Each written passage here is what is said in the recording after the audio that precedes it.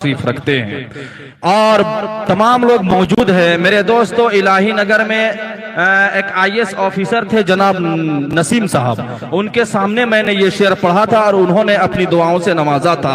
ये शेर मैं पढ़ता हूं और कारी रागिब साहब को आपके अदालतों में सुपुर्द करूंगा। मेरे दोस्तों देखिएगा, मेरे दोस्तों शेर कुछ यूं है कि बिहार का शायर है जमील अख्तर शफीक, उन्होंने कहा है ये शेर को, मैंने नहीं कहा। वो क्या कहते हैं मेरे दोस्तों कि तुम्हारा इस तरह चलना अभी अच्छा नहीं लगता। देखिएगा जरा सा मिसरा को देखिएगा कि तुम्हारा इस तरह चलना अभी अच्छा नहीं लगता, बुलंदी पे अकड़ते हो यही तो अच्छा नहीं लगता। तुम्हारा इस तरह चलना अभी अच्छा नहीं लगता, बुलंदी पे अकड़ते हो यही तो अच्छा नहीं लगता। और गुजारी उम्र सारी माने एक टूटी चटाई पर, गुजारी उम्र सारी उम्र माने एक टूटी चटाई पर, मुझे मखमल का ये बिस्तर कभी अच्छा नहीं लगता। गुजारी उम्र सारी माने एक टूटी चटाई पर, मुझे मखमल का ये बिस्तर कभी अच्छा नहीं लगता। और शेर देखे मेरे दोस्तों कि यहाँ ईमान बिकता है फकत एक सिगरेट के कश पे, यहाँ ईमान बिकता है फकत एक सिगरेट के कश पे, मुझे इस दौर का नेता कभी अच्छा नहीं लगता। यहाँ ईमान बिकता है फकत एक सिगरेट के कश पे, मुझे इस दौर का नेता कभी अच्छा नहीं लगता। हजरत गिरामी, अब तक नाते नबी और हमदे पाक तिलावत कलामुल्लाह का आबोताब बड़े आबोताब से चल रहा था। चूंकि नाते नबी और हज में बड़ा गहरा ताल्लुक और रब्त है, क्योंकि जहां ना इसी तरह मुकर्रिर और शायर में जो रब्त ताल्लुक है वो भी बेनजीर और लाजवाब है।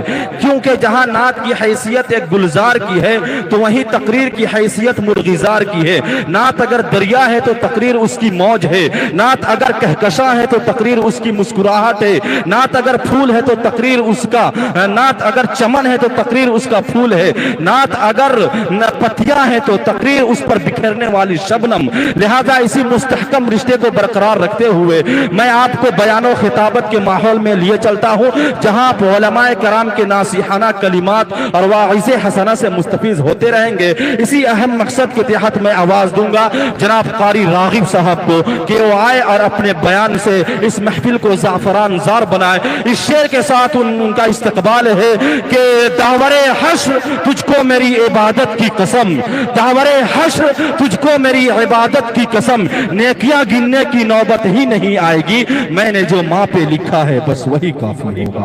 मैक पर कारी रागिब।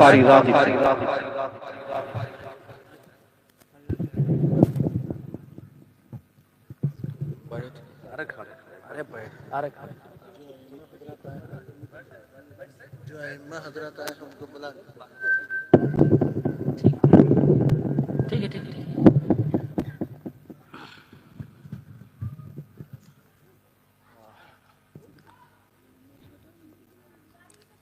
अस्सलामु अलैकुम वरहमतुल्लाहि वबरकातुहू। सबसे पहले आप अजीम शख्सियतों से अदबन गुजारिश है कि हमारे बीच में ऐसे ऐसे शख्सियत मौजूद हैं जो हम उस काबिल नहीं हैं और आप लोग के सामने बैठे हैं और आप लोग कुर्सियों में बैठे हैं, मुझे अच्छा नहीं लगता। हमारे बीच मौलाना असगर साहब तशरीफ़ रखते हैं, उनसे गुजारिश है कि वो डाइस पर आ जाए तो बड़ी मेहरबानी होगी। और हमारे जो इस काठी टाड़ में 14 साल अपनी ज़िंदगी को वक्फ किए हैं इस इमामत की दुनिया में, हाफिज़ अख्तर साहब हुर्री, उनसे भी गुजारिश है कि डैस पर तशरीफ़ लाएँ। इसी तरीके से हाफिज़ रुस्तम साहब जो मस्जिद अक्सा की इमाम हैं, और जितने भी, मैं इन लोगों का नाम नहीं जानता हूँ, जितने भी अइम्मा हैं, इमाम हैं, तमाम लोगों से गुजारिश है कि वो स्टेज पर आ जाएँ। मौलाना रियाज साहब भी जो फुटकन टोली से हैं और एक अच्छे आलिम हैं, उनसे भी गुजारिश है कि आप लोग स्टेज पर आ जाए तो बहुत खुशी होगी। और चकमे के भी इमाम साहब आए हुए हैं, सारे लोग आ जाएं स्टेज में तो बहुत खुशी होगी। अल्हम्दुलिल्लाह अल्हम्दुलिल्लाहि रब्बिल आलमीन वल आक़िबतु लिल मुत्तक़ीन, अम्मा बाद, अऊज़ु बिल्लाहि मिनश शैतानिर रजीम, बिस्मिल्लाहिर रहमानिर रहीम। वक़ाल अन्नबी सल्लल्लाहु अलैहि वसल्लम अल उलमाउ वरसतुल अंबिया औ कमा क़ाल अलैहि सलातु वस्सलाम। मुअज़्ज़ज़ सामिईन किराम, मोहतरम बुजुर्गो, दोस्तों, और स्टेज पर जलवा अफरोज सदर जलसा हजरत अल्लामा व मौलाना कारी अंसारुल्लाह साहब कासमी इमाम व खतीब मदीना मस्जिद हिंदपुरी। आज के जो मेहमान खुसूसी हजरत अल्लामा मुफ्ती सनाउल्लाह साहब उड़ीसा और तमाम उलमा के दुआएं लेते हुए मैं बड़ी हिम्मत के साथ आप अकाबिरों के सामने गुफ्तगू करने की जुरात कर रहा हूँ।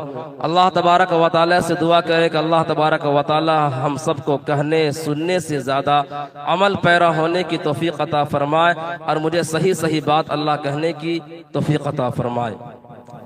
मेरे दोस्तों, वक्त को देखते हुए मैं बस 5-6 मिनट में ये बात कहूंगा कि एक हदीस सारे लोग जानते हैं कि हदीस पाक के अंदर प्यारे आका सल्लल्लाहु अलैहि वसल्लम ने फरमाया, अल उलमाउ वरसतुल अंबिया, उलमा अंबिया के वारिस हैं, उलमा नाइबे रसूल हैं।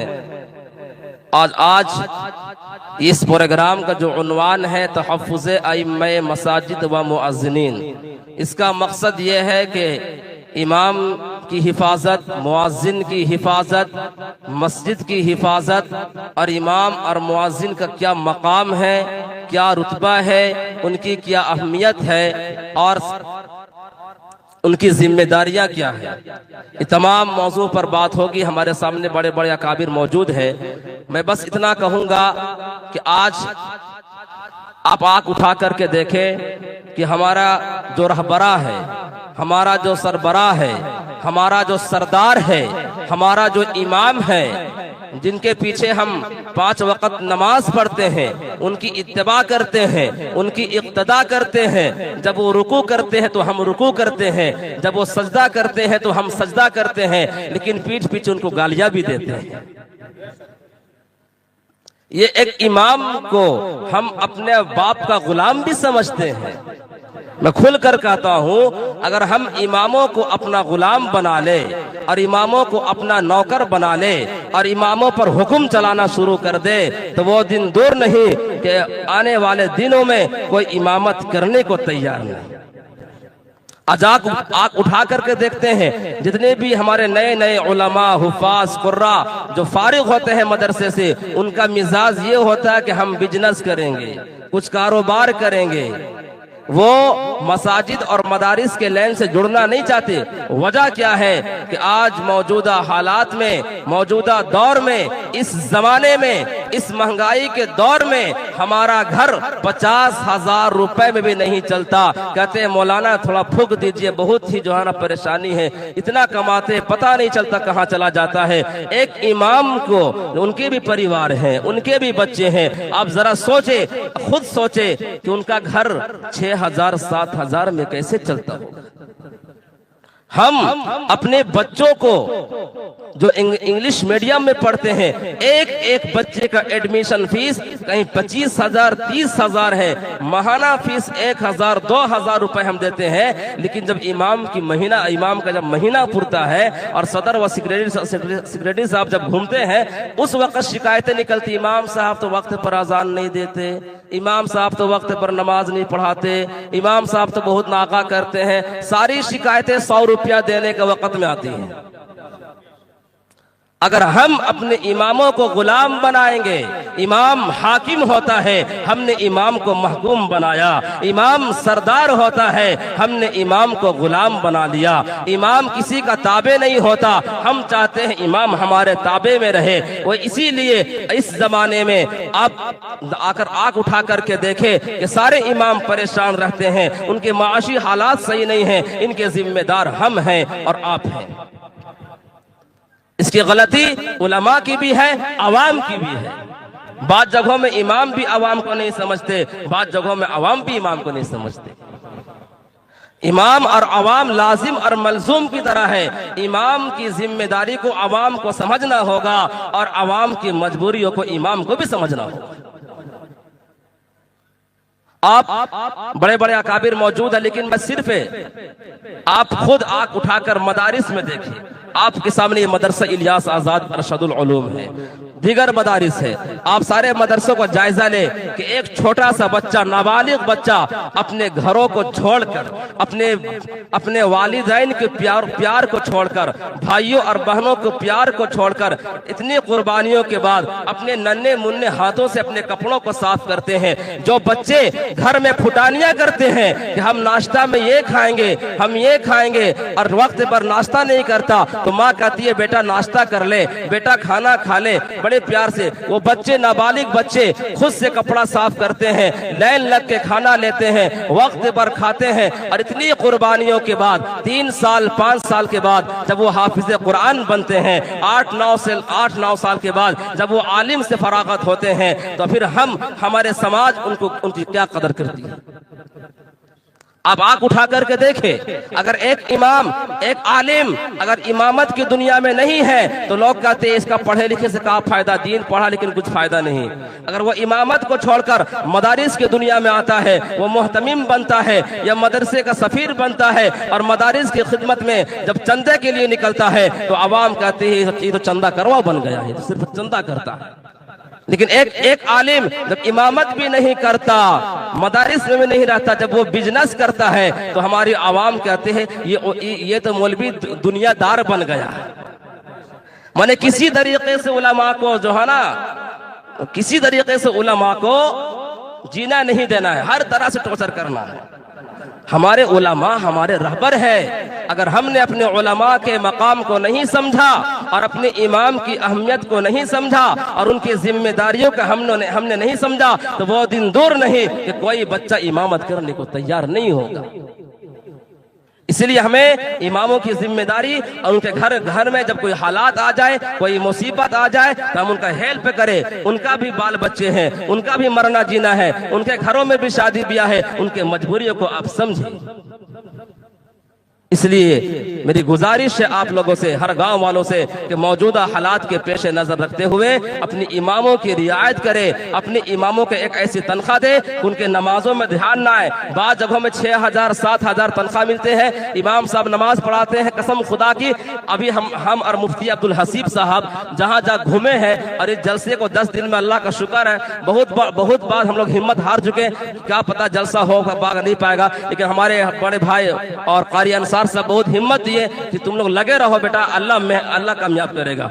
इंशाअल्लाह ये जलसा आज कामयाब हुआ और आप लोग आए बहुत कुर्बानियों के बाद। ऐसे जगहों में हम लोग गए हैं कि जहां 20 साल से इमाम है, मुअज्जिन है, उनसे जब हम लोगों ने तहकीक किया तनख्वाहें कितनी है तो 8,000, तो आपकी गारंटी है कि पूरी जिंदगी आप रहेगा, तो वो कहते हैं 20 मिनट की गारंटी नहीं है, तो उनको गारंटी भी देना है। छोटी छोटी बातों में निकाल देना, कोई बयान करे सूद पर, जिना पर, समाज में फैली हुई बुराई पर, तो हम उसे कहते हैं, तो फिर हम उनको अपने ऊपर थोप लेते हैं। ये तो आज हमको ले लिया, आज तो हमको क्लास ले लिया, किसी को टारगेट नहीं किया जाता है। अगर इमाम कुरान और हदीस के खिलाफ बात करता तो आप उन पर आप कार्रवाई कर सकते हैं, लेकिन जो सूद कुरान में है, जो जिना का लफ्ज कुरान में है, जो समाज में फैली हुई बुराई, जो सूद और ये महिला समिति का जो चल रहा है, जो सूद का काम, जब ये समाज में जो फैली हुई जो बुराइयां हैं, जिनाखोरी है, शराब और नशाखोरी है, इन सब मुद्दों पर जब बात की जाती है तो लोग कहते हैं हमको टारगेट ले लिया। किसी को टारगेट नहीं लिया जाता। एक इमाम की जिम्मेदारी है कि वो समाज में फैली हुई बुराई को अपने इल्म के मुताबिक, अपने जज्बे के मुताबिक उसको रोकने की कोशिश करें। इसलिए अवाम, मैं किसी को बुरा भला नहीं कहता हूँ, उलमा की हिफाजत करना जरूरी है। उलमा हमारे सरबराह हैं और उलमा से भी गुजारिश है कि वो अपने अवाम के हालात को समझे। अपने अवाम की भी बात जगहों पे इमाम भी बहुत ये हो जाते हैं कि अरे हम कुछ बहुत तरह से बात बोलते हैं, तो इमाम को भी अवाम को समझना होगा और अवाम को भी इमाम को समझना होगा। बकिया बयान हमारे बड़े लोग हैं, बस इतना ही कहता हूँ। अल्लाह हम सबको अपने इमामों की कदर करने की तौफीक अता फरमाए और एक दूसरे को समझने की तौफीक अता फरमाए। आमीन। वमा अलैना इल्लल बलाग।